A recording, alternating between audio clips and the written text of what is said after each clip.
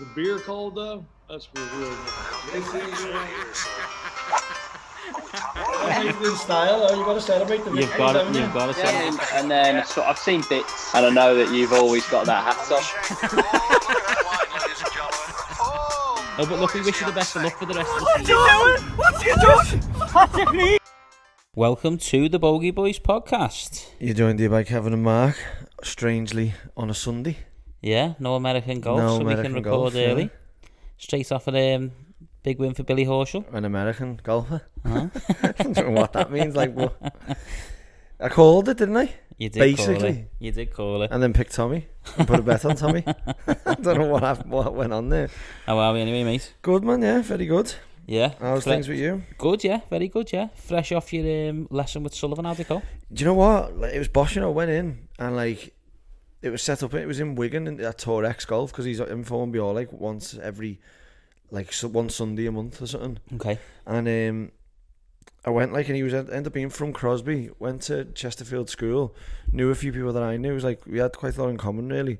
And I was saying, he was like, what you were hoping to get out of it? And I was like, I just want something to work on, something to practice towards, and just basically look at me, stroke. And he's like, what you struggle with? And I was like, well, I'm really struggling with speed on the longer putts, do you know what I mean? And I've just started using a line and lining the putts up, so I've been holding a few like 20 footers and all that. And then there's like a 13-foot putt on the carpet, on the 10 on the stimp meter, and the little backstop behind the hole was like 3 foot away, so like that, you're meant to get it past the thing. If it rolls over the hole, you've held it. Anyway, the first putt I just did went straight right down the thing. I was like, oops. And then I hit another one, missed it, hit another one. Was it a straight putt, was it? Straight, yeah. Yeah. And he's like, people always get found out on a straight putt because there's no hiding from it. It goes where there's no break. Yeah. And so what was the purpose of it going right? Just your stroke, or was your aiming right, or what happened? Yeah, my head was tilted like that, like on the side. Then my whole shoulders were aiming right. My putter face was aiming right, and my path was any ones that I got online, I was closing the face and pulling them in. Yeah. But some of the numbers and like some of the information that he gives you is unbelievable. What like? Just like your rhythm of your stroke, your consistency of your strike, like your angle of attack on your strike, just everything like that was. And then it gets all marked on consistency and like an average thing of like 10 balls. And then he gave me a few things to work on to like square myself up and lean from the hips and like keep my posture better and stroke it. And he got everything better. And I've held a few beasts on the weekend as well. Yeah. So I'm just like, wow. Putting it into practice, yeah. Yeah. So I'd like to see your numbers, to be honest. I know, I'm looking forward to going to see him, to be fair, after what you've just said there. I'll definitely go in. It's sick, you know. Well, I'll have to go in, definitely. What's his price? 80 quid for the hour. That's good, isn't it? Yeah, so it's, I think Kenyon and Kansky are a bit like big time now, so the major Brewsties to get Who them. does Sullivan work with? Tour players, or does he work with any tour I players yet? I didn't ask him, you know. No? I didn't ask him. Kansky and Kenyon have got some big names, haven't they? Yeah, so. Kansky teaches both of the Hoygaard twins. Does he, yeah? Yes, we had back-to-back wins there. Like. Brilliant for him now, isn't it? I know, Sick, and obviously Kenyon's got all the big boys, hasn't he, on the European tour, really? It's mad, isn't it? He's got Stenson, Fleetwood. Yeah, Rory's been down Westwood. to see him. Like Chris Wood. Only because I've seen him down there. Has it, yeah? Adrian Arnoux as well. Yeah. He's been down there a few times. Oh, Eddie Pepperell, seen him down there. Mm-hmm. So yeah, but like, I think Mike's sort of like taking over, to be honest. Mike Kansky is? Yeah. Yeah, he's getting I don't know, he's had back-to-back wins there, and he's doing very well, yeah. It's very mad. Well. I know. I didn't play any golf myself this week, no, but I've got back in the gym now, which I'm happy about. Yeah, seeing you had a bit of an animal week there, didn't you? An Just animal in there week, every day, Sick, yeah. though. Getting a bit of a routine now. Are we in the morning? What? Are we in the morning? 1,000,000%, yeah. Yeah. That's it. They've got to get the routine now. The kids are back in school, so it's a matter of getting the gym before I take the kids to school, and then say kids. I've only got one. I'm about to say, if you had another kid. But it works out perfect because it's forcing me to go now and knowing I've got to be back at a certain time. Yeah. So just that first week, getting back in and getting into a rhythm is always hard, isn't it? Oh, but mate. once you get past it and through it, like, I'm motivated to go now. I've got things to work on off Matt from 3D Golf Strong. Obviously given us the programme, hasn't he? So just working through that. But the harder step's always out the door, isn't it? Yeah, it is. Yeah, it's out the bed for me. Yeah, fuck, that is a graft, isn't it? I have to like drag myself up by my head like that. Oh, it's a nightmare. But yeah, I played some golf. I played it was the last chance to qualify for like this medal championship. You'd have to come a certain position in a medal over the year, and No, I didn't. I was cruising one over, going down 14, and then going down 15, sorry, and just my only aim of the day was to keep a double off the card. Yeah. Even if I have to play out sideways. You said that last week, didn't you? About the doubles are killing you. Killing me. And then it took twice. I didn't play out sideways and take my medicine, and twice I made double. Yeah, it just shows that you've got to make your medicine. Yeah, we seen that today. Wiesberger on 3, I think it was. He had the third hole. It's a bad shot. Probably could have got it up onto the green if he wanted to and went for it. Probably similar to what you've done on 15 there, but he didn't. He chipped out and got up and down for his par. So exactly, you take your medicine and just trust your short game. That's Well, that's it. Like, you've got another. If you go for that hero shot, you've got your one in whatever percentage. But if you can lay it out to like 100 yards, you've still got that chance to get it on there, and you've still got another chance to hold it. Like, do you know what I mean? At one putt. Well, yeah. If you had 100 yards in on a par 4 or a par 5 for like your eagle shot, you'd be thinking birdie, wouldn't you? Oh, of course, yeah. Up and down for birdie. So why can't you think the same for par? Yeah. It's weird. Just a few mental errors there. Yeah. Like, it would have been obviously them two. You can say ifs and buts and all that, but them couple of pars would have been a nice little one over round. I felt like I was hitting it solid. Yeah, it's 4 shots at the end of the day. Everything else was solid, do you know what I mean? But it's just a few mental decisions. Yeah, I'm back at playing in the comp next Saturday, so and I've got a game on Thursday. Where? Yeah, just Highton and Prescott. Oh yeah. Yeah, so one of the lads has invited us down to play there, so I'm gonna go and have a game. Has he invited me? What? Has he invited me? It's 4 ball, sorry mate. Fuck off. Yeah, I'm not even coming if someone drops out now for that. So playing there on Thursday, and I've got the tournament on Saturday, but not been playing much, but glad to be back in the gym, really. Yeah, no, decent, you're doing well. We'll keep it up. Mm-hmm. Other news, a big win for Europe on it. We done the pod last Monday, didn't we? Yeah. And it was just finishing, just concluding, so we were just a bit late delivering that news, so big congratulations to all the girls that took part, especially 15-13. It did go to the wire, really, didn't it? You know, and they got it 15-30 in the end. 15-13. Am I saying 15-30 there? You did it on the second time. Yeah, great win for them. 15-13 overall. Yeah, obviously the Corder sisters won the singles, but other than that, there was quite a few heavy wins for the European team, weren't there, in the singles game. So Leona Maguire was just on fire, wasn't she? What a rookie performance that was. If you're putting someone in as a rookie, that's what you want to see. She has been good all season. We spoke about it when we were building the Solheim Cup up, but she hasn't won. I think she comes second once. So you don't really know how good these people are, but obviously she's proven there. I know it's a team game and stuff, but even the passion when she was holding putts and winning them, and she was right up for it, weren't she? There was 130,000 people, I think, at the event. You know. Yeah, throughout the whole week. Yeah, it's mad, isn't it? Shows you the game's growing. The women's game is massively growing. Yeah, it's growing big time. Yeah, at a good speed. And you talk about the entertainment value. That was just as good as any Ryder Cup I've watched. Yeah, no, it's unbelievable. Yeah, so it was so close. You know what I mean? Obviously, the only difference between the men's and women's game that people speak about is the distance, isn't it? Yeah, that's it. Yeah. If you create the courses around the distance that the women hit it, you're going to get the same amount of birdies and the same amount of entertainment. Well, it's like that stat that you said where it's about the distance, like the average you're getting up and down and 295 and 100 yards and stuff. It's distance, isn't it? It doesn't win you the tournaments, does it? Yeah. Like we always say. So it's there's on watching the BMW there today. There's time and time again them sticking it close and missing putts. Yeah, you know what I mean, or sticking it 30 foot away and holding putts. You know, so it's mad, isn't it? It's just the quality of the game, isn't it?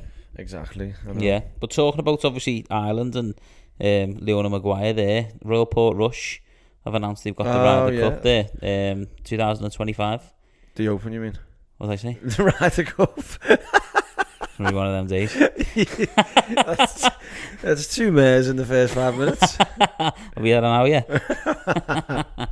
Yeah, the 2025 Open Championship. Yeah. I know, like one of the best Opens I watched that. Seeing Shane Lowry pick that victory up there at Portrush and winning that. So we gutted as well for Rory, wasn't he? Had a mare first round, and although he done well, he missed the cut, so he'll want a bit of revenge. Yeah. So looking forward to that when it eventually comes. But bit of news there for Ireland getting the Open back. We need to start that petition for the Parkland Major, don't we? After watching that today, it's just boss, wasn't it? Like, it was difficult as well. Yeah, it was a difficult tournament. The Belfry or the we're there maybe. It's good that Billy Horschel compared it to the players, isn't it? Like Europe's version of the players. Yeah. Well, it's the flagship event. Yeah. You can see why. Do you know what I mean? It's obviously, if it weren't Ryder Cup year, you'd have a lot more Americans coming over, like you did at the Scottish Open before the Open. You'd have a much bigger field, but obviously because the Ryder Cup's so close, all the top players in the world just prioritised staying in America, didn't they? The American guys, anyway. It was never in September, was it, when we used to work there? Never been in the summer, mate. May? It was always in May. No, wasn't the BMW Championships always the end? I'm pretty sure it's always hot. Fact check. It's always hot though, wasn't it? Yeah, but September you can get hot days, can't you? Maybe August then. It definitely wasn't May. It wasn't the beginning of the season, the BM, surely. I just keep seeing May in my brain, you know. We'll come back to that. That's it. One thing I have seen on the social medias is this rule around falling into a divot. Oh my God. Again, I've done a post about it. And then I keep seeing people's response to it. Like, a lot of people, like probably 90% of people, are saying, oh my God, yeah, why hasn't that rule been changed? But there's a small percentage who, a couple are saying, like, play it as it lies, it's golf, which is, don't really get that point of view. But a lot of people are asking to define a divot. And what do you define as a divot? What do you mean? Exactly. Who's asking for that? There's a couple of responses. Give me the numbers. Couple of responses around saying, like, define a divot. Like, what is a divot? I think the biggest problem the USGA are having is defining what a divot is. A divot is a hole in the ground made by a golf club. I know. So it's the like. But I think you've also got on some courses, if the fairways are burnt out, or if it's a smaller divot, or if there's a bit of burnt grass, or like there's a bit of damaged grass somewhere. Does that get defined as a divot because there's holes in the fairway? Do you get relief off that? Well, yeah. Like ground under ground under repair. Isn't it? Yeah. Well, I was thinking about all of these things, and I've come up with my own definition. Go on then. For the USGA, they can have this if they want. So, when turf is completely removed from the fairway surface that is not otherwise marked as ground under repair, is a divot. So if you've got some, say for example, if they were re-turfing a part of the fairway, they dig up the fairway, and I'm not a turf expert, so I'm assuming this is what they do. They dig up the fairway, where they're going to replace it, and then they would mark it as GUR until the new turf goes on top. So if you landed in the space where it was marked as GUR, you get relief, wouldn't you? Yeah. Well, all the divots is a smaller version of that. That's not marked as GUR. It's more GUR than actual GUR, isn't it? 'Cause it's 1,000,000% ground that's under repair. Yeah, it is. It's repairing itself. Yeah. Like it's been unearthed. Yeah. Like some of the divots that like I was taking on Saturday there, like you lose your ball in them. Like honestly, they were like heavy carpets. Yeah, I just think if they define if the difficulty is defining what a divot is, we've been in the game of golf long enough to know what a divot is. Yeah, of course. Like everybody knows what a divot is. Well, it's like saying that of droppings of a burrowing animal. Like you've got more chance of determining what a divot is than what a burrowing animal is. Do you know what I mean? Haven't you? And I think the other point to it as well as what you're saying there is, like, how often do you go in a divot? It's very rare, isn't it? Yeah. But that one time that you do go in it, you want relief because it's not really fair. Like, it's so difficult to control the ball. Lee Westwood was a prime example of that. Yeah, when the tournament was at the over. Arnold Palmer, like going down the 72nd hole, the course has obviously been battered all week because it's like they were the last group and everyone had played that 18th hole 4 times. Yeah, so, exactly. Yeah. He's found a divot, so pin was back right with no green to work with, and there was water right. So without being able to control the ball, he can't go for the pin, which means he had to go for the middle of the green. And then his percentages of hole in that putt are then slimmer, and obviously Bryson wins the tournament. So, I'm not saying Lee Westwood would have won that tournament or forced a playoff, but the fact that he weren't given the opportunity was just unfair. Because of a divot? Because he landed in a divot. Yeah. So he's hit the shot that he needed to hit. They're saying that they can't define a divot and like it might open things up to cheating or blah, blah, blah, and there's too much leniency. Why don't they just change it for the pros then? At least. Yeah. And trial it. Because they're costing them livelihoods and different things, isn't it? Yeah. But I'd even say top amateur tournaments as well. Exactly, yeah, maybe, and then leave it down to the clubs to define their own rule. Like, clubs have local rules, don't they? Yeah. So define your own local rule for divots. Exactly. Or, like, have certain areas where like layup zones where if you're in a divot there, then you can move it. Yeah. If you're in a divot somewhere else, you can't. Yeah, because you look at the short par fours on golf courses where the players are in irons and laying up short, and they've got wedges in. The landing zone is battered, isn't it? Exactly. Like, or the you're par lucky to find, especially at Formby Hall, like where the par fives just before the water on 7 and 3, and even on 14, 18. Where people are laying up and there's layup, it's a layup zone, like the actual. Do you know what I mean? Yeah. And it's full of divots. Yeah. And you can like. And with the pros and the top amateurs as well, they all take divots because of how well they strike down on the ball and compress the ball. So I know. it's very like it needs addressing rapido. I do, and people are obviously putting their opinions out there to say, like, obviously play it as it lies, it's golf, but I don't think you should be punished. All right, if it goes in the rough and you find a divot, then fair enough. You've hit it in the rough, you're having it a good shot. So although it's a bit unfair that you get punished in the rough as well, I don't think it's as bad as hitting a ball perfectly down the middle of the fairway and then being told, oh no, you've got to play that 110-yard shot out of a divot with no idea where it's going to go. Especially if you've got like a phone bill, you're going over water and things. It's hard. It's difficult. Do you know what I mean? Like if a ball plugs in a bunker, then you don't get relief because a bunker is a hazard. You're supposed to get punished for going into a bunker. Sand is soft, so there's a chance of it plugging. If you don't want to take that chance, don't hit it in the bunker. But if you're hitting it in the fairway where you're supposed to hit it and you land into a divot, it's completely unfair. Completely unfair. So I just wanted to have another discussion on that, just because it was a hot topic. I mean, I was reading the comments and there's a good bit of a debate going on. Some really valid points and some points that you'd think, well, it doesn't really make sense. But I think USGA are more than happy to use my definition if they want to. I can see them doing that, actually. I can. And then the only other news which I come across is obviously Ryder Cup. Ryder Cup's in 2 weeks. We know the teams now.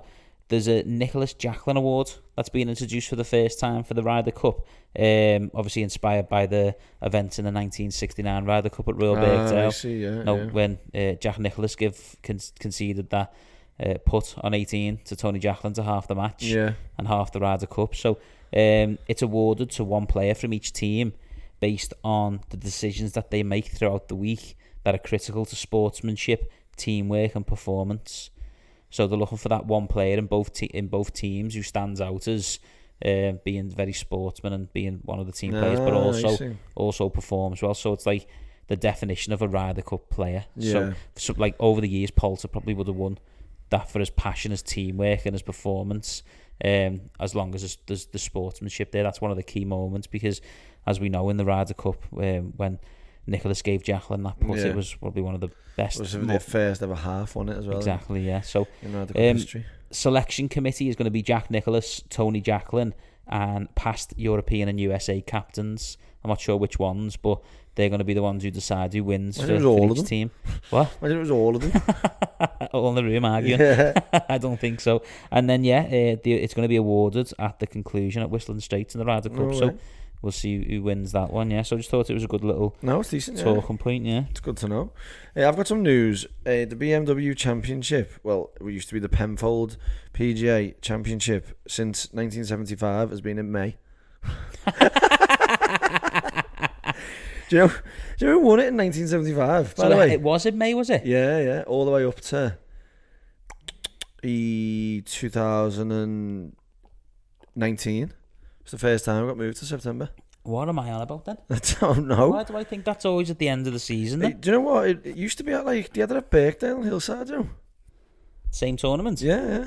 When did it start at Wentworth then? It was at Hillside in 1982. Tony Jacklin won. It was at Wentworth at the start for 3 years, and then it went away in 1984. Went back to Wentworth, and then it's been at Wentworth ever since 1984. Yeah. But have a guess who won it in that 1975 one? Arnold Palmer. Yeah. Yeah. Sick, man. They were talking about him on the was they? Yeah. On the commentary this week about he played some of the shots that he played like historical. It was at Royal St George's. Was not at Wentworth. Fucking hell, what's going on here today? That's great. Yeah, well, maybe Arnold Palmer never won it that year that he played it at Wentworth, but he definitely played, and they were talking about some of the shots. Yeah. Anyway, talking of the BMW Championship. Yeah, I was going to say, actually, speaking of Arnold Palmer, he was the first person, or the last person ever to shoot his age on a PGA Tour event. Was he? Yeah, he shot 71. At 71? When he was 71, yeah. Brilliant, that. Mate, you want to see him swinging it, getting around. It's mad, you know. Oh, what a boy. What a Sick. player. It was the PGA Tour posted the other day. It was his birthday yesterday, wasn't it? Well, then it must have been yesterday that I seen it. Yeah, it was his birthday on the Saturday of the, tournament, yeah. So, yeah, well, that's it for golf news from me. Yeah. I've got nothing else to add, but move us on to the BMW Championships. Billy Horschel. What a guy. I know. What a guy. Added motivation, he said. See him walking away with the hammers, his fist crossed like like the West Ham. Yeah. What's up with him supporting West Ham, like? I don't know, he had the same bag, didn't he? At the Open Championship, that West Ham bag was made at the Open Championship, and he's used it ever since. Mad, isn't he? Yeah, don't know why. He's obviously in his post-tournament press conference, he's saying how much he loves this tournament and coming to the UK, and it means loves London, doesn't he? And you could tell how much it meant to him, obviously, when he stuck it to about an inch on 18 or a foot on 18 and how great was when he went to fist bump the caddy, and the caddy like high-fived his fist and then he waits and then he's like waiting again to get the this fist is how bump we off do him. it, I've got a newfound love and respect for Billy Horschel these last couple of weeks. Yeah. Since he was in my Ryder Cup picks. Yeah. And we're talking about being in the Ryder Cup picks. I fell for him a bit, to be honest. Yeah. He said Stricker didn't even phone him to tell him, like, he went, I understand that he hasn't been as consistent as he should to get a pick over the last couple of weeks, he said, but I thought I'd at least get a phone call off Steve Stricker just to tell me that I'm not in. Yeah. You know, because he did get to the Tour Championships, he played well. I think he finished top 15 in the FedEx overall, and then he's obviously turned around and he's won the match play as well, didn't he? He won the match play against Scotty Scheffler, who got a pick ahead of him. Exactly. Yeah, so I don't know what's happened there, but you know, there's been a bit of controversy over those picks, hasn't there? Especially the Daniel Berger and the Scotty Scheffler one over the likes of your Kevin Na, Patrick Reed, and say we'll come on to the full picks once we've concluded the BMW. But yeah, first American to win a Rolex Series event, Billy Horschel. Yeah, is he? Yeah, sick that. So see, Afi Barnrack got off to it. He was flying there on the today. 9 under. Well, he led after day one, didn't he? Well, he had a 64, didn't he? Day one, and then he had another 64 today, which is like. You have 2 64s in a week, you're expecting to take the trophy home, really, aren't you? Yeah, he just had a bit of a slow one at the Friday, Saturday, didn't he? Yeah, but like, I just thought he was staring like a 9 or a 10 in the face when he was winging them like little rescues over into the gardens. Yeah. He ends up dropping, he had like a chip, he could have made par nearly. Yeah, ends up making a bogey on 17. I think that's what's cost him, hasn't it? You look at the field, and the whole field are making birdie. He's got either going birdie or par birdie, at least 1 or 2 under. So if you're 1 over them 2 holes, you're losing at least 2 shots of the field, and ultimately that's what's cost him. If he'd finished 1 under over those 2 rounds, you're looking at a different winner. Exactly. Over those 2 holes, sorry, you're looking at a different winner. Of course, yeah, because it's 2-3 shots, isn't it? Do you know what I mean? It's massive. Yeah. And I thought Horschel had fucked it as well when he knocked his hitting driver on the last. Right down into the ditch sort of, but luckily somehow it stayed up. Stayed short, and he made a good recovery shot, and then the rest history, innit? Ends up taking the victory by 1 shot over quite a few, and one player he did was Laurie Cantor. I was impressed by him all week, to be honest. I know, it seemed like he was sort of defeated himself before he even off the tee shot on 18. Yeah, he was on the bit of an upslope by the bunker, and he just seemed like he was ag about that, and he hit his second, and he was a bit ag about his third, and then he was like, he wasn't walking with purpose to like. No. Obviously, Horschel stuck it close, so he's got a right to be more pumped up and more buzzing, but you've got a chance to get into a playoff. No, yeah, and he knew he wasn't ever holding it, didn't you? Yeah, I think he looked defeated, didn't he? Yeah, as he was walking down defeated, the 18. But I think going back a hole as well, he had quite an easy chip on 17 and ends up knifing it through the back, and that's just all nerves, that, isn't it? Full nerves. You know, he's looking for his maiden victory there on the European Tour. He's not won on the tour yet, so that would have been what a first. There you go. It's all the pressures in it that just come with trying to close out an event. I know we can't compare events. A win's a win, but obviously this is the flagship event you're playing against. Is that your new word? Is it flagship? Flagship's my new word, today. The inaugural flagship of the season. The inaugural flagship. So, you know, if he wins that, then he's not only winning one of a Rolex Series events for one, he's also taking home a heavy check, isn't it? Heavy. So, you know, all that, it probably shouldn't play on your mind, but it's going to play on your mind, of course, isn't it's it? going to come in. So, 1,000,000%. Yeah, again, another one who couldn't take advantage of the last 2 holes, and you finish par, and again, you're losing at least 1 or 2 shots on the field again. So, It was interesting when you look at the scoring going into the final day of the tournament. The difference between the front nine and the back nine, the difference in how they were playing. The front nine was playing 136 over par, and the back nine was 417 under par. Jesus. I think it's a tournament. There's three par fives on the backside, isn't it? Eagle opportunities. Them first 3 holes are so tough as well, aren't they? I think Tommy bogeyed the first, like 3 out of the 4 days. Yeah, there was loads of bogeys in the first one, weren't there? Yeah. It's a tough 474-yard par 4 to open up with. It's not easy, you know. And they got, although it's downhill, when you hit that slope on the first, you're struggling to keep it on the fairway, aren't you? Because it all slopes into the rough, and the rough, and you're struggling to stop the ball. Yeah, but no, great tournament, wasn't it? Yeah, I think Fitzpatrick had a bit of a mad round. He was cruising. He was 6 under. He went birdie, and then gets onto, you're thinking like 2 birdies to finish on your par 5s, makes an 8 on 17, and then birdied the last. Yeah, he hit it exactly where Effie Barnrat hit it, dropped, hit it short, duffed the chip on and 3-putted. Crazy, honestly, man. It was like that triple that I made, it just snowballed out. It just problem after problem after problem, like that. It can happen, can't it? So 1,000,000%. Talk about 17 and chipping there. Westwood chipped in a couple of times on 17 this week, including today as well. Sick. On the final round. Yeah. So, congratulations, Billy Horschel. What an event! Did you see as well? There was a few lady fans out as well. Did you notice? No, I didn't see so much. Like Adam, didn't you see? I posted on the story. Adam Scott was hitting a shot, and then someone was like, "Crikey, he's got my arm." I was just like, "Someone get this clown out of here!" Right to the Masters, not that to the ban list. In it, definitely. But did you see as well on 18? They took the all the glass out of the hospitality, so they can create a bit more of a buzz, and a bit more. You can like get a bit more cheers and jeers. Do you know what I mean? Well, it was good. It was great on Justin Rose and Thomas Peters. They had back-to-back albatrosses. Mate, how good was the fans that? rile up for that, couldn't you? Definitely, Having a good go at it. Really good to we didn't go, to be honest. I know.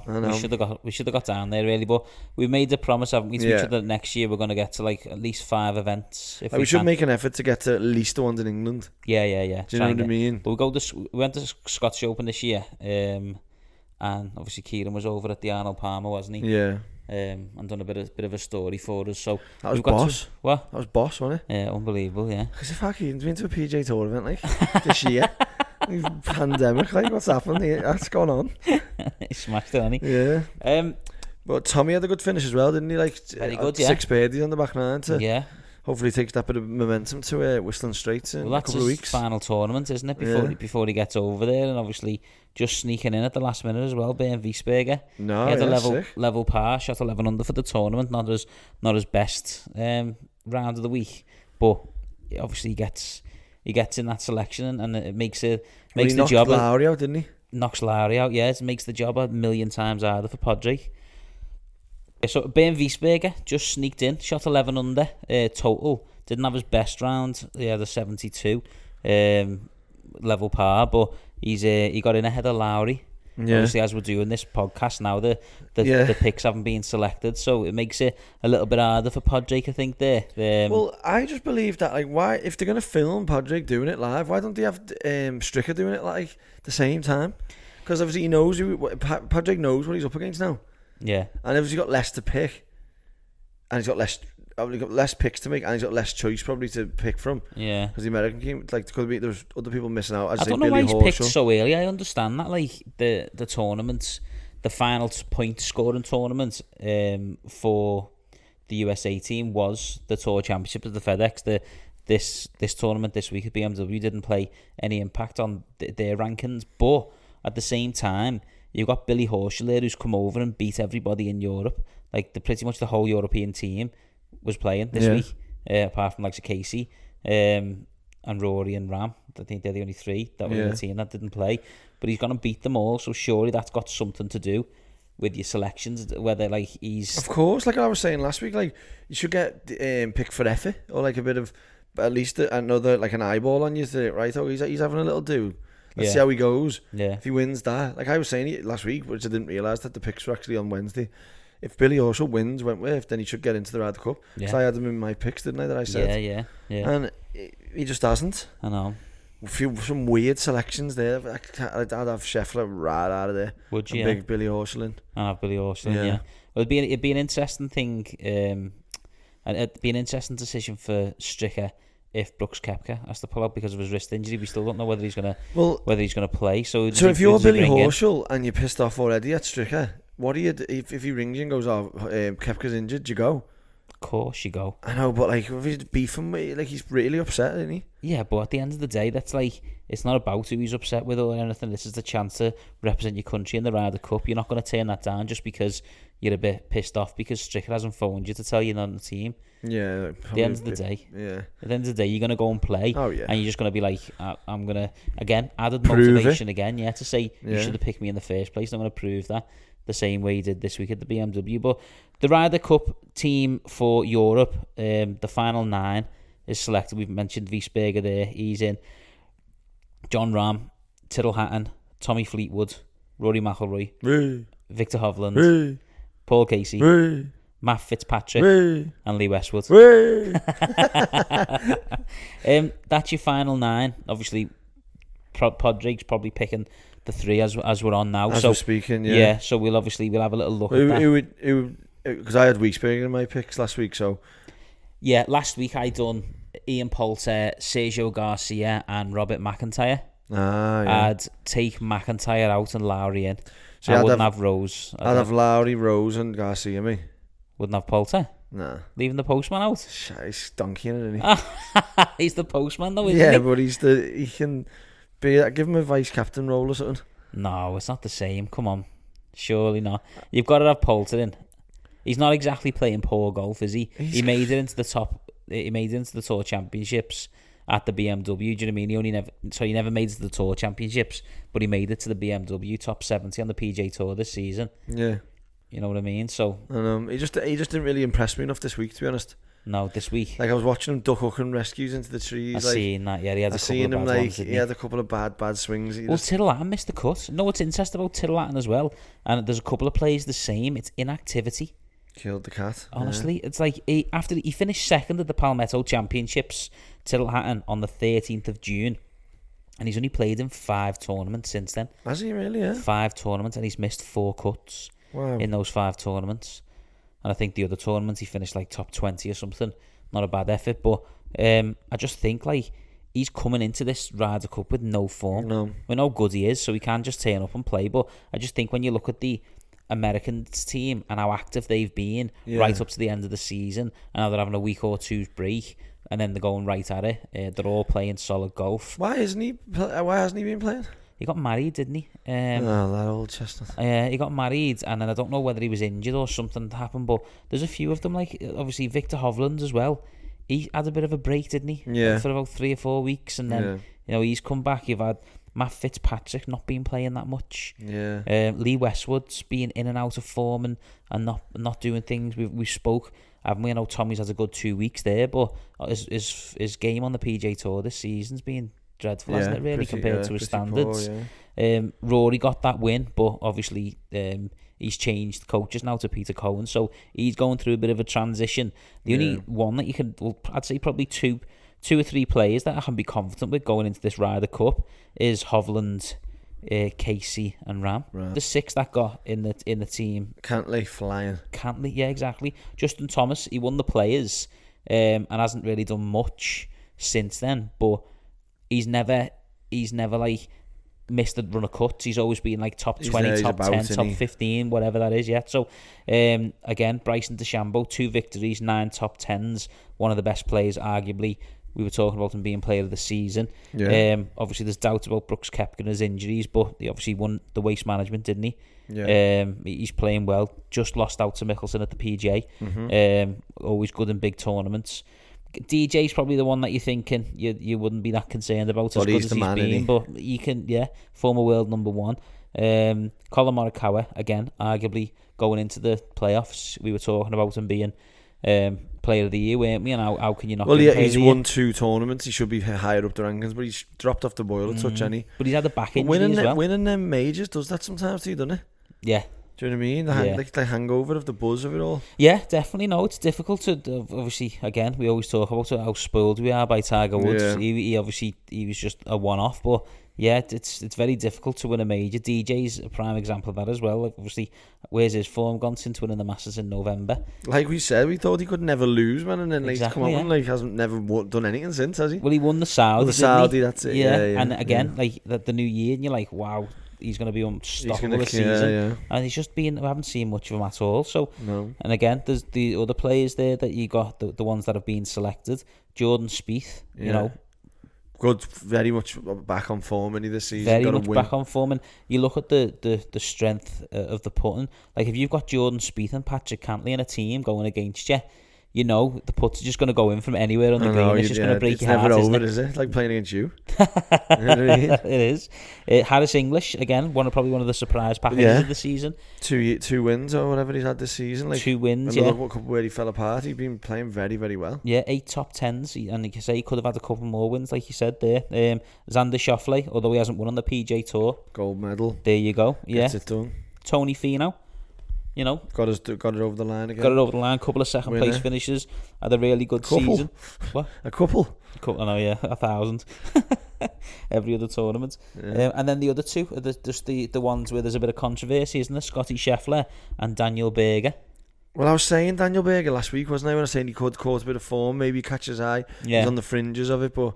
And he wins every year for the last couple of years, hasn't he? Yeah. He's had 4 wins on tour, has he? Yeah, they're not just going off now. It's like they're going off 3 years worth of rankings and points and form, aren't they? So no, definitely. I can probably see an argument for the Daniel Berger one when you compare that to players who's missed out, like Billy Horschel, Kevin Na, Patrick Reed. They're probably the 3 that have been the most pissed off, aren't they? But again, like Scotty Scheffler, that's a very controversial pick. Like honestly, look at Billy Horschel go there. He's speaking. He seems like a dead nice fella. He's won the match play. I just cannot see how he hasn't picked him over Scheffler. He beat Scheffler in the final of the match play as well. Exactly. Yeah, so like I don't know what the tactics are there. Life is going on here. It's a crazy one, isn't it? I don't know what's gone on there. It is a difficult situation. I mean, I know there's been a lot going on with the Patrick Reed situation. There's a lot going on with that there because, you know, he should have been Captain America, they call him. His performances in the Ryder Cup speak for themselves, but he's obviously not. But yeah, it's a performance that you've done. Like it's like with the Poulter thing. I know he's boss and he's the postman and all this sort of stuff, but I just think that there's probably better players out there that are more suited to play. Yeah, we could have had Captain America versus Spider-Man, like in the Avengers. That was great. It's great that one at Tom Holland, hitting driver off the deck when Padraig says, "That's brilliant. If you hit that the green, I'm going to pick you." He's like shakes his hand and I'm like, "What? This is." You'd have me worried there for a moment. He rips it, doesn't he, as well? Rips it. Yeah, it's a very well. Yeah. Well, talking about captains and obviously statements that they've made. It was great to hear Steve Stricker talking about Tiger, wasn't it? Oh, mate. I know. He come out and said that Tiger's rehabilitation to get better and try and play golf again is going well. That's all you want to hear. That's it. That is literally all you want to hear. That is all you want to hear, yeah. Do you know what I mean? That is like...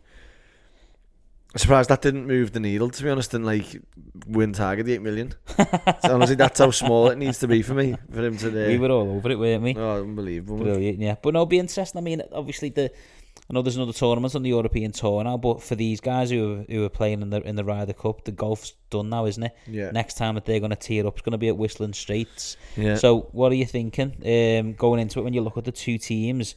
Obviously, we don't know yet about the 3 captains' picks, but what are you thinking? America breezing it, tough? I do see America winning, especially on home soil, and Stricker's taking them to the course to play and practice. Yeah.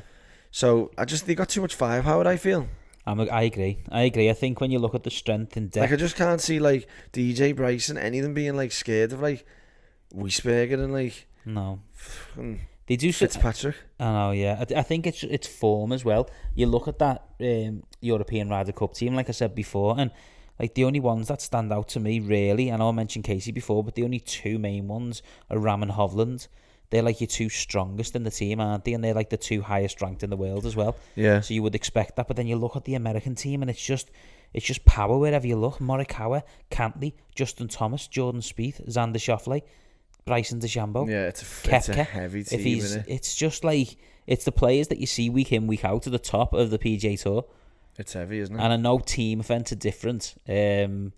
and there's obviously discussions about the camaraderie within the team, and people don't like Bryson, and people are arguing with these people and things, but it's not all sunshine and rainbows, is that the saying? Yeah.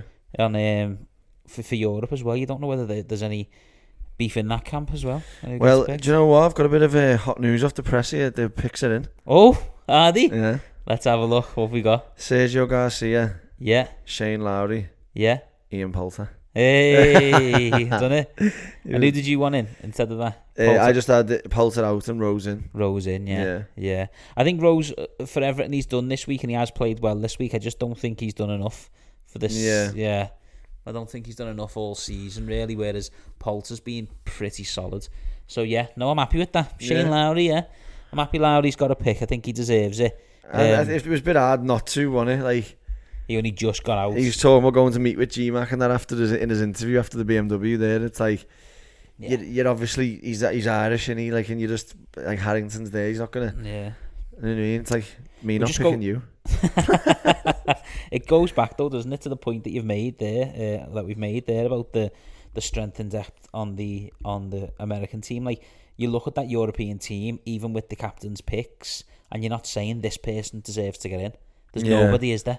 Like, I'm looking at that and I'm thinking, there's nobody that comes to my mind now to think, do you know what? They deserve to get in ahead of that person. I know. Whereas you could argue 3 or 4, maybe 5 players on the American team could get in. I know. Yeah. Like, I know what you mean. There's no one else really. Yeah, like there's I'm them looking 3 at and Rose. Yeah, there's and them that's 3 it really, and the only reason that we're saying Rose is because of the week he's had this week. Yeah. If Rose misses the cut the way that, like, McIntyre's missed the cut this week, and we haven't mentioned him getting a pick. I didn't see that coming anyway, me McIntyre, ever. Did you not? Nah. A bit too soon for him. Just not good enough. No, come on. What do you mean? No. That's mean no, come on. I just wouldn't never pick him. No, I think I think he's obviously cemented himself got himself into the top 50 this year. A few WGC events I mentioned. He's had a few decent finishes in the majors and stuff. So I just think in big tournaments he's done well, although he hasn't won. He's won on the European tour and he's just kicked on from there. I think his progression, maybe it was a bit too soon for him, but I think if he finishes top 10 this week, Robert McIntyre, he's probably talking about him the same way we're talking about Rose. That's all I'm saying. But he's missed the cut, and again, it's not like we're putting a strong case forward for him. Yeah, but it's like it's on the last 3 years of form, though, isn't it? It's meant to be. You say that, but at the end of the day, like, it's current, isn't it? It's going to be current. If you got someone, especially on the picks, like the form for the getting you in there, like the way Tommy's gonna have to boil a little bit, but he's already cemented. Yeah. Like, that can sort of get you in, but like, as you say, with the picks, you want someone who's fresh and play. You're not going to remember someone who won in 2019 and you're like, oh, let's pick him. Exactly, yeah. You know what I mean? Well, look, Tittle won in America in 2019. He won the Arnold Palmer, didn't he? Was that 2019? That's 2019, yeah. Yes, this time gone. I know. So then you've got Tittle winning that, and I just mentioned his form there. Played 5 tournaments in 4 months, 3 months. Sorry. Yeah, and he's missed 4 cuts. He's got no form whatsoever. He's going enough. No. You know what I mean? Missed the cut this week again. It's like, but then you put him in a foursomes match with Rory McIlroy, and he could go out and win 5 and 4. Exactly. Because they're top quality players. You get more up for it. It's the form goes out the window a little bit, doesn't it? When the Ryder Cup, like a derby match, isn't it?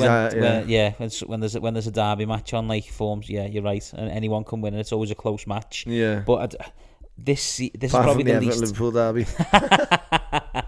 Never seems to go our way. I just look at that American team and the consistency of the play all season, and then look at the European team and think, like, out of that team, who's going to prove us wrong? Do you know what I mean? Like, who's going to stand up and be accounted? But hopefully they do prove us wrong. Obviously, we want Team Europe to win. Of course, yeah. We'll get behind Team Europe. It'd be nice to have the Solheim and the Ryder back on European soil, wouldn't it? So. Yeah, but I'd be interested to see the odds, to see how the bookies are calling this one, because it does look one-sided, doesn't it? But, a Ryder Cup's a Ryder Cup. You can never judge it by form, like you say. No, yeah, looking forward Form's to out the window. And that brings us nicely on to that time again. It does. It's that time again, y'all. The birdie boogie bust, the birdie boogie bust, birdie bogey bust. What's your birdie? Just Horschel coming over, winning a celebration, and then saying Wentworth like the players. Like, it just was boss. No, it was, yeah. I just gaining respect for him by the second. Like everything that he was coming down the stretch that he was doing. Yeah. I know with the driver play didn't really work out because winning the thing, but like even how bold he was hitting driver off 18, it's like I know. he was playing to win. And I seen an interview with him with that Tim Barter walking along, when he'd walk off the thing, and he's like, look, I think he was 1 under at the time or 2 under, and he's like, I'm here to win. I want to win. I'm gonna try my hardest. And if I don't win, at least I can go away thinking I've put everything into it and give myself the best shot. Yeah, like he's not playing for points or playing for money. It's literally all or bust, isn't it? But to talk about winning mid-tournament and actually winning, it's great, isn't it? Yeah, unbelievable, yeah. Like, the mentality. Yeah, that's it. Yeah. Most people at that interview like, oh, yeah, I'm just going to try and like do my best and blah, blah, but he's like, I'm here to win, like. Yeah, I'm going to take it. And he did. And he did, yeah. Backed it up. Yeah. Definitely. Unbelievable. What's your birdie with that? Jack South shooting the first ever 59 on the Euro Pro Tour. Mad one. Unbelievable. You should get a lot more for that 59. You should be like you should be in Holland this week. Do you think so? Yeah. 59 should give you it should get you some sort of special exemption to the European win as tour. well. Shot 11 under final round to win, and I think watching his interview, he goes into that tournament with no form whatsoever. I think he was 66th on the order of merit, and you get 12.5 grand for winning that tournament. He walked away with 131k. What, because of all the bonuses and stuff? Yeah, you get 59 grand for shooting 59. Sick. As a bonus, and then he got 60 grand bonus. I cannot remember what it was for, but he got a 60 grand bonus for something else, and then the 12.5 for winning the tournament. So decent, isn't it? Yeah, the biggest amount of money anyone's ever won on the Euro Pro Tour, 131k for one win. It's life changing, and he's recently just found out that his partner's pregnant as well. Oh, so no way. Unbelievable, like boss week. Unbelievable week. Yeah, sets him up nicely. Yeah, be interesting to see because the order of merit on the Euro Pros are based on money or points. I can't remember. Is it how many points you get, or is it based on money? I'm not too sure, I'm not sure whether that would count towards if what, it is money. The 60 no, I don't think so. That's just a bonus, isn't that's it? just a bonus on top, yeah. But that's me birdie for the week, yeah. Thought amazing story, great for the tour, great for Jack. Boss, yeah. And just great to see, really. Some of the scoring on that Euro Pro was frightening. Frightening, though. Like 700-800 every round. Yeah, like 18. Multiple people shooting it as well. Yeah. It's just the quality of play now these days. It's the same on the Challenge Tour, and then get on the European Tour, and the levels are just like... There's probably players on the Euro Pro Tour that you could put on the European Tour and they'd compete. Yeah, of course, yeah. If you can get it round in 7 under, like, you can compete anywhere. Definitely. Do you know what I mean? What's your bogey? My bogey is when you're in the night sitting here, like, and you're chilling in the weekend and there's no PJ Tour on. Oh, it's killing me off that, yeah. It's a killer, isn't it? It was just weird because you just automatically go to, and you're like, oh yeah, it's not on. Yeah. So yeah, that was my bogey. What have you been watching? Anything. Clarkson's Farm. Which is very funny, by the way. I need to see that. I've been told about it, yeah. What's your bogey? It was Bryson again. He was my bogey last week. I've been back on Bryson all season, just because of the things that he's been doing. But these past couple of weeks, man, he's just killing me.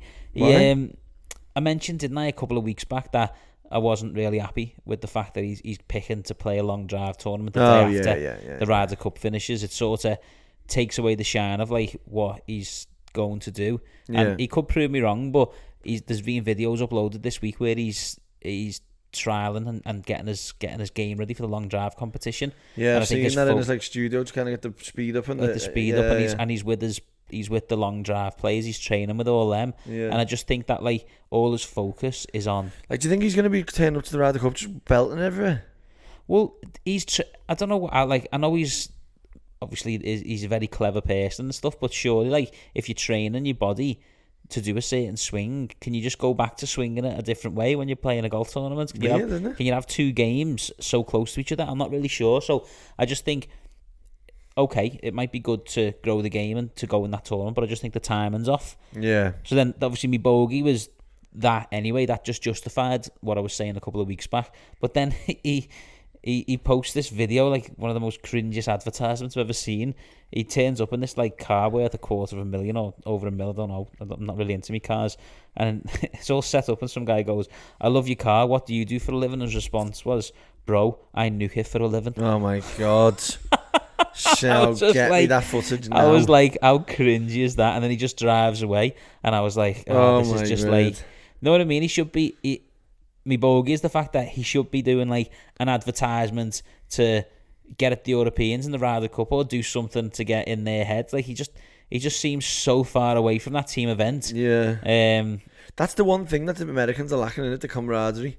It seems that way, the yeah. Team, like of you have a couple. They all half hate each other. Do you know what I mean? It's little groups, isn't it? Like obviously Justin Thomas and Jordan Spieth have been mates since they were kids, so you know that they're obviously going to be friends. But then, like, I don't know whether DJ and Brooks have had a bit of beef in the past, or I think so. With the something to do with the seniors in the gym or something, and didn't let on. Is that what it was? Something like that. That's what I read in something the. to do, yeah. And obviously we know the Brooks and Bryson beef, don't and we? Bryson and Cantley seemed like when he was walking and stuff. Yeah, stop walking, Patrick. Yeah. So. Yeah, you're right. But that was my bogey. Just Bryson at it again. He'll probably be my birdie next week for something that he does. But you know, for today, he's in the bogey list. Yeah, he's in the bad books. Yeah. What's your bust? My bust is the picks. Like Harrington and Stricker not doing the picks together, and then I think if they did, therefore Billy Horschel gets in. Right. Whereas because he's done it last week, that performance. Does Stricker look at the BMW Championship though as a tournament to gauge his American team, because it's obviously it's our flagship event, as I've said. Jesus. But at the end of the day, none of the American players were there, so he's not competing against the Americans, is he? He's competing against, as you said, though, he's competing against the Europeans. Yeah, and he's winning a tournament. Yeah, but then does Stricker look at that and go, well, you know, you've had your opportunity over in America to win the tournament against the best players in the world, and you haven't done it, so that justifies me not picking you. Yeah. There's two sides to it, I think. But I agree with your side. I think he's finished higher than Berger, hasn't he? Yeah. And Scheffler? Yeah. So definitely Scheffler. I'm not sure about Berger, because Berger had a good finish, didn't he? But did he? Yeah. He definitely finished above Scheffler, yeah. So there you go. So he's finished higher and he's won twice now. And one of them was a match play against Scheffler. I know, do you know what I mean? I just don't get it. I know, it is strange. Maybe he just doesn't like him. Well, that's the fact that he didn't phone him. Maybe it's... Because there was a bit of remember I didn't like him because there was controversy over the slow play. The slow play, yeah. But that was both of them, though, Scotty Scheffler and Billy Horschel. Yeah. It was painful to watch, but that's exaggerated by the fact that there's only two games on. So for the whole coverage, for the 4.5, 5 hours that you're watching it, you're only watching them, so you're waiting ages for the coverage to hit the next shot anyway. So it does get exaggerated that. Whereas if that was just a normal round where you're watching everybody else, that probably doesn't even notice. Yeah. So, and what's your bust? My bust was, I mentioned it earlier. Patrick Reed didn't get in the Ryder Cup team, and it's the way he's acted. I don't know if you've seen it, but he's been liking tweets where Stricker's being called a coward and where people are criticising Stricker.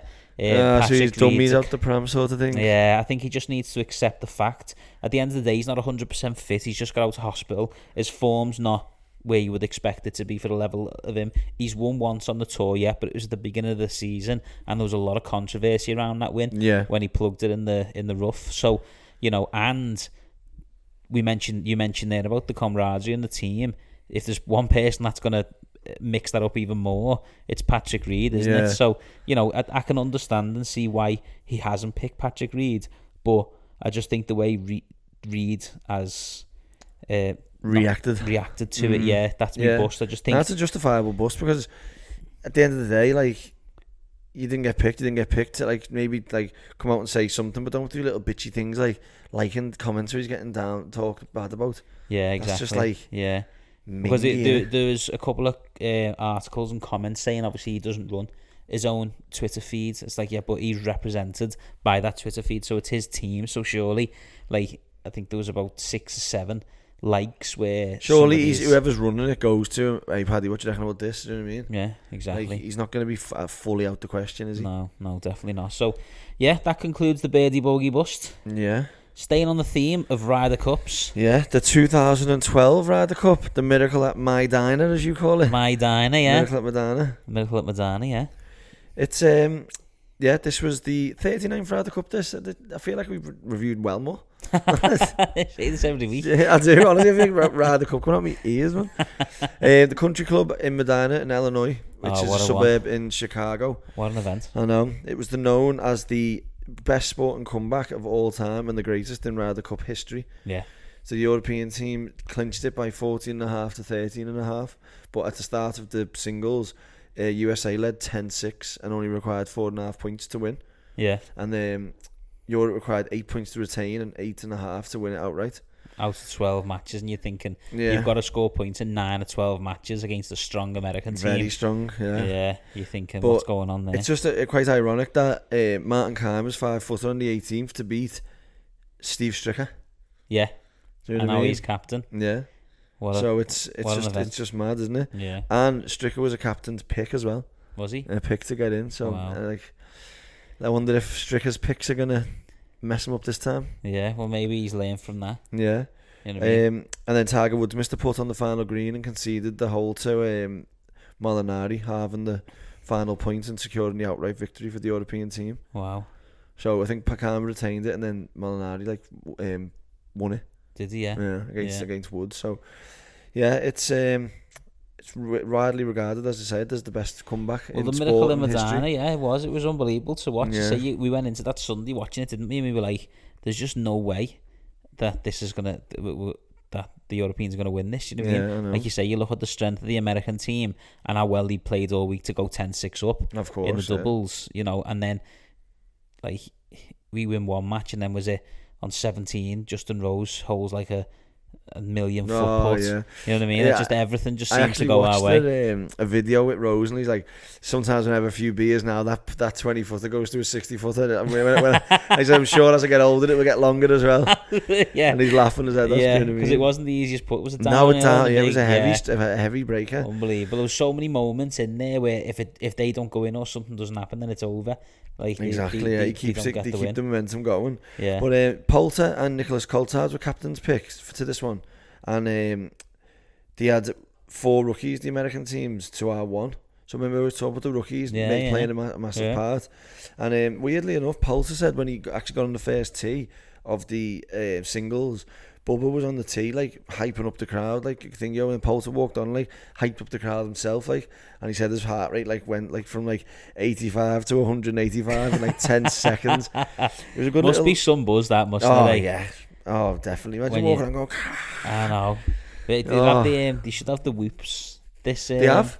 Have they got the whoops for the Ryder Cup? That's what I read, yeah. They're all going to That'd be amazing, because I know JT's got one, hasn't he? And Rory's got one as well. Rory, yeah, so it'd be great to see. $1,000,000%, that'd be sick. Especially first tee, just to see how it goes, man. Just to see it spike. I'm going to put mine on, because I get a bit hyped defo. when that happens, yeah. But no, so you'll put it on for the Ryder Cup, but you won't put it on for your day-to-day life. That's the story of my life, that. Weirdo. But yeah, that concludes the 2012 memorable one, yeah, very memorable one, yeah. 2014, as I say, we're doing 12 and 14 this week, 16 and 18 next week, and then obviously the Ryder Cup starts the following week. So, boom. Yeah, back in the UK, hosted the Glen Eagles. Oh yeah, remember this one, yeah. Europe's captain Paul McGinley, US team led by Tom Watson. Actually, worldwide live coverage event now, the Ryder Cup. Remember we spoke like 15, 20 years ago where it wasn't even covered on the telly. No, It just shows the growth of it. And the reason I'm mentioning that is obviously the live coverage was shown on Sky Sports, which obviously we see the coverage, and US coverage was done by the Golf Channel and NBC for the first time. Oh, nice. It had been changed over. And what's interesting about that was Nick Faldo was asked to come on as a guest on the Friday, just to talk about the Ryder Cup, and it was where he made those controversial comments about Sergio Garcia, and we spoke about in the Ryder Cup. Nick Faldo said he was useless. That's a mad one, isn't it? So this is where it happened on the Friday of the 2014 Ryder Cup, and then obviously Poulter's come out and said like it's not good time, and really he's meant to be Team Europe and he's on an American show slagging us all. That's mad, isn't it? That is weird though, isn't it? It is a mad thing to do, yeah, but it's not the first time he's done. He's had a couple of interviews as well where he's backed his comments up. So, it's obviously it's what he feels, isn't it? Speaking his truth. Speaking his truth, yeah. He's not taking any blame himself. Like, yeah. Nothing to do I with didn't hit a shot. So I was the perfect captain, yeah. Interestingly, the Europeans changed the selection process for this one in 2014. Who decides that? It's the committee, isn't it? They have a committee that decide it every year. So, do you think that they should just unify it as one thing and they both do the same? Because I'll tell you now as well, the Americans have changed their format as well. So, the format that the Europeans changed it to for the 2014 Ryder Cup is the one that it is now. Right. So okay. obviously they've kept it this way. 9 and 3. So basically it includes it increased captains' picks from 2 to 3, and it decreased qualification from the European tour selections from 5 to 4. So 4 from the European Tour list, 5 from the world rankings, and then 3 captains picks, which is the way it is now. And then the only change to the USA format from 2012 at Madonna was captains picks were reduced from 4 to 3. Instead of 4 captains picks, it was 3. So and now they've got 6. And now they've gone 6 and 6, yeah. So you can see why the Americans keep changing, though, because they just keep getting beat. They have the odd win, but if you look, since the Ryder Cup has gone America versus Europe have got quite a commanding lead. So obviously overall America are doing better, but God knows how many wins when it was America versus GB and Ireland, didn't they? They were battering us, weren't they? Week in, week out. Exactly. So the European captain's picks for this one was Stephen Gallagher. It was a surprise pick. He had a good season, but not much to go off. Other than that, McGinley picked him. Ian Poulter got a pick again, and Lee Westwood. Loves a little pick, Poulter, doesn't he? Yeah, that's what I mean. The 3 selections, yeah. It's with the fist pumps and the beating of the chest, get you. Yeah. US captain selections were Keegan Bradley, Hunter Mahan, and Webb Simpson. And it was pretty much a game of 2 halves, really. The USA took both better balls by a score of 2.5 to 1.5. But the Europeans battered America in the foursomes on both afternoons, winning 3.5 to half a point. So going into the singles, it was a flip reverse to the 2012 one. The Europeans were leading 10-6 going into the singles. Rory took the first singles. He beat Fowler 5-4. Lovely. Followed by G-Mac, who beat Jordan Spieth 2-1. And then Europe had a 12 to 6 lead there, and just needed 2 points to retain, or 2.5 to win outright. And it was rookie Jamie Donaldson who had the chance to win the Ryder Cup for Europe after Rose got a half in his match and Keimer beat Bubba Watson, and Donald stuck a wedge on 15 to about 3 or 4 foot and get to 5-3 victory over one of Tom Watson's picks, Keegan Bradley. And that was the 3rd Ryder Cup win in a row. Finished 16.5 to 11.5 in total. And it was 6 in the last 7 as well. Yeah. For Europe. Was it that many? Yeah. Was it? Yeah. Yeah. Amazing. I know. Forgot to mention as well, in the 2012, Oliver Falball dedicated his victory to Seve. Oh, it was emotional, wasn't it? Yeah. Who died in 2011. Yeah. Do you know he was only 54? Seve when he passed away, was he? That's mad, isn't it? It is mad. That, so now he'd only be 64, do you know what I mean? Yeah, it's very young. Young, that, isn't it? Yeah, very young, yeah. Wow. I know. Didn't realise he had and it was a brain cancer. Is that what it was? Yeah, Moody. Yeah.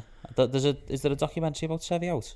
Or a book? Yeah, there should. I think there is, definitely, yeah. Yeah, I'm going to have to read that. I don't really know much. I know, obviously, legend and what he done and all that, but I don't really know Seve's story, mate. I'd love to. No. Didn't we do it? What? Didn't I do it? That's a part of me. Yeah, but there's a Bogey Boy story, and then there's a full documentary. Like that is as good as a full documentary. That. Interestingly enough, that you're talking about the 2014 Ryder Cup there. Yeah. So what happened in 2014 was the Ryder Cup picks were made, and then Billy Horschel the next week went and won the FedEx whole thing, 10 million. Yeah, he did. Yeah. So like it's happened. It's like exactly what's happened again. He's just missed out again. Yeah. What a nightmare, man. Yeah, has he played the Ryder Cup?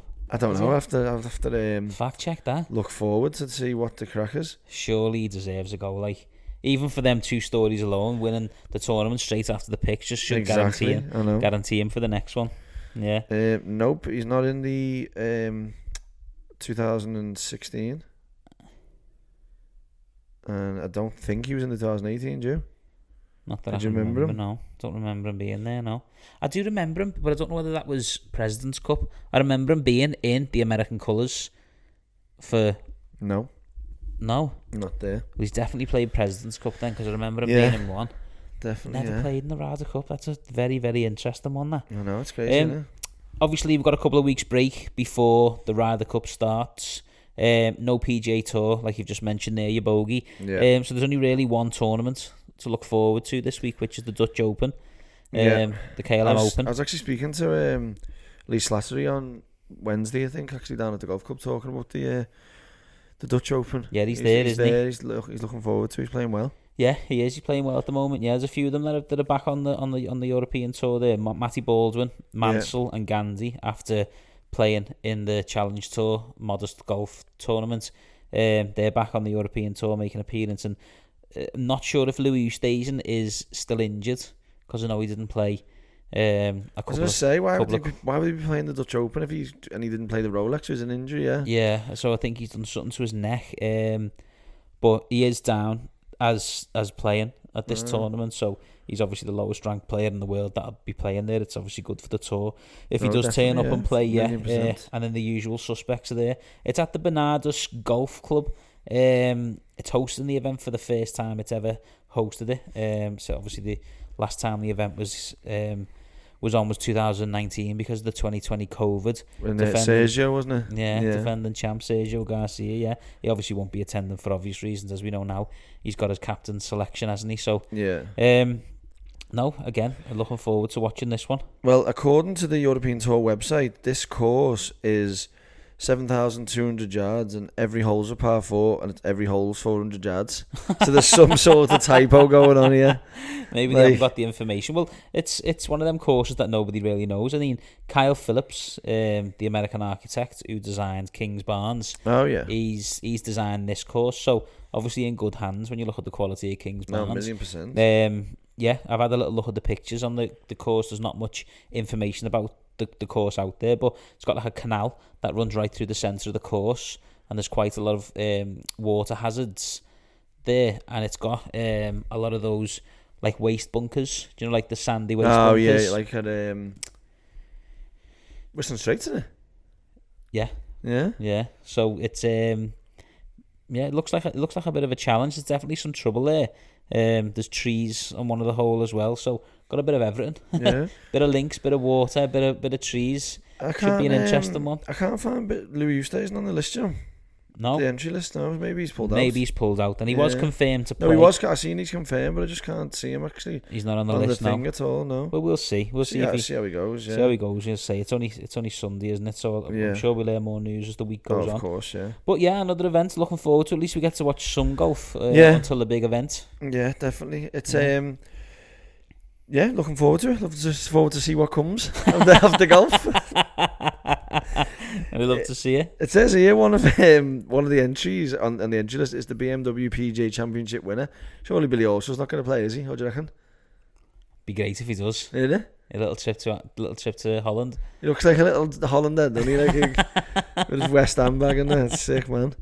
Straight over there. No, I doubt it. I don't know, would they go to second place maybe? I don't know, most of them on the European Tour that finished in the top 10 would probably already be playing in this one. Yeah. I can't see him going over there, to be honest, but maybe. Well, the prize is like $1 million, like the whole purse is $1 million in it, so. Yeah. Like, I know. Not way from getting out of bed, is it? Cost him more to fuel his private plane than winning it, yeah. Exactly. But I just think if he is concentrating on the race to Dubai, which is why he played Wentworth, it might be worth him having a do. Yeah. Definitely. Well, the fact that he's won the BMW gives him that comfort that he doesn't really have to go and play the KLM Open. It's like the European Tour equivalent of the Barbasol, isn't it? I was wondering how we were going to get that in this week. It's like our thing now, and we just slag the Barbasol off. Fucking hell, I know. Brilliant stuff. Boss, yeah, I'd say just getting excited for the Ryder Cup now. The season's winding down, isn't it? You know, we've got the race to the Dubai as well. Race to the Dubai? Race to the Dubai. Do you know why that is? Because I've got Race to the FedEx as the order of merit name. Yeah. Race to Dubai.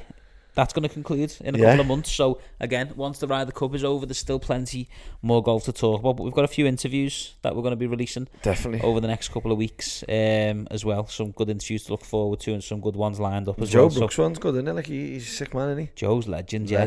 Proper nice guy, yeah. And obviously got a great story. I liked how he open and honest he was about us when he first turned pro. He didn't really take it that serious. And now he's took it serious. He's got a psychologist. And he's got more of a purpose to his practice.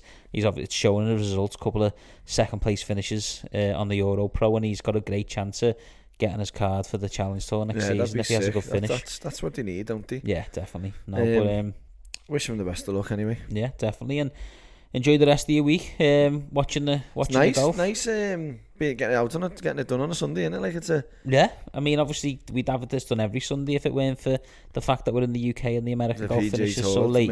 Main talking point, isn't it? Yeah, definitely. So but I'm looking forward to watching the Dutch Open and looking forward to catching up with you next week when I'm sure we'll have more news on the Ryder Cup. But But until next week, mate, we'll catch you soon. Ciao. The beer cold though? That's for real. In style, you've got to celebrate the You've got it. You've got to celebrate. Yeah, and then so I've seen bits, and I know that you've always got that hat on. Oh, but look, we wish you the best of luck for the rest of the season. What are you doing? What's your doing?